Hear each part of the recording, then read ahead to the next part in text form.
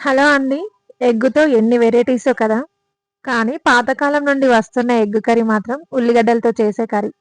దీన్ని మించిన టేస్ట్ మాత్రం ఇంక ఏ ఎగ్ వెరైటీస్‌లో కూడా ఉండదు. ప్రాసెస్‌లోకి వెళ్ళిపోదాం. ముందుగా ఆయిల్ వేసిన కడాయిలో అల్లం వెల్లుల్లి పేస్ట్, కాస్త ఉల్లిపాయలు కలిపి పోపుకు వేసుకోవాలి. కాస్త ఫ్రై అయినంక పుదీనా, పచ్చిమిర్చి, పసుపు వేసి కొంచెం ఫ్రై చేసుకోవాలి. తర్వాత ఉల్లిపాయలు కూడా వేసేసుకొని ఫ్రై చేసుకొని ఉప్పు, కారం వేసి గరం మసాలా కూడా వేసి కొంచెం సేపు మగ్గనివ్వాలి. ఉల్లిపాయలు మగ్గినంక ఒక ఎగ్ వేసి ఉల్లిపాయలలో మొత్తం కలిసేటట్టుగా కలుపుకోవాలి. తర్వాత ఒక చిన్న గ్లాస్ వాటర్ పోసేసి మిగతా ఎగ్స్ అన్ని కూడా వేసి మూత పెట్టి లో ఫ్లేమ్‌లో ఒక 10 మినిట్స్ ఉడికించుకోవాలి.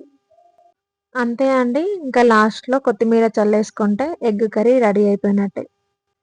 ఈ కర్రీ మా నానమ్మ స్టైల్‌లో చేశానండి. ప్లీజ్ ఫ్రెండ్స్ వీడియో నచ్చినట్లయితే లైక్, షేర్, సబ్స్క్రైబ్ చేసుకోండి.